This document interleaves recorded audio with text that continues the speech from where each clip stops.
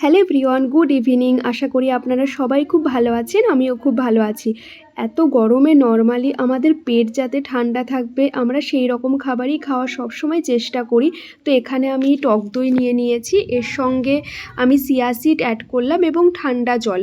আর normally বাড়িতে এই সময় আমাদের নানা রকম ফল থেকেই থাকে, তো আপনাদের পছন্দ মতো ফল বা যেই ফলটা অ্যাভেলেবেল আছে আপনি সেই রকম ফলকে ছোট ছোট করে কেটে এর সঙ্গে অ্যাড করতে পারেন এবং সামান্য একটু লবণ আর একটু ব্ল্যাক পেপার দিলেই আপনারা এটা তৈরি করে নিতে পারবেন। এটা আপনারা যে কোনো স্ন্যাক্সের টাইমেই খেতে পারেন।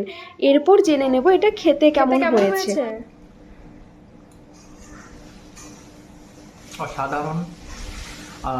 ইনগ্রিডিয়েন্ট অনেক কিছু আছে এখানে। বিষয় হচ্ছে টক দই দিয়ে বানানো হয়েছে। এর মধ্যে যেটা দেওয়া আছে কিউই দেওয়া আছে, আর ড্রাগন ফ্রুটস, চিয়া সিড, এবং এই টক দইয়ের সঙ্গে এগুলো যখন মিক্স হচ্ছে এর মধ্যে অ্যান্টিঅক্সিডেন্ট সোর্স অনেক হাই। তো বডি ডিহাইড্রেশন যেটা হয় গরমের সময়তে সেটা অনেক কন্ট্রোল হবে। অ্যান্টিঅক্সিডেন্ট বেশি থাকার জন্য স্কিন প্রচণ্ড হেলদি হবে।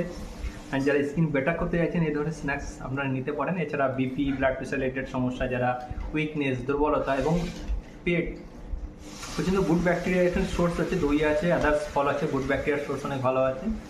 তো পেটের যাদের সমস্যা হয়, ফুড পয়জন রিলেটেড ব্যাপার বা হজমের সমস্যা হচ্ছে, মাঝে মাঝে গ্যাস হচ্ছে, বা যে খাবার খাচ্ছি সেটা পেট ঢিস ধরে থাকছে, এই কন্ট্রোল হবে খুব ফাস্ট। অ্যান্ড খেতে যদি বলি কেমন লাগছে,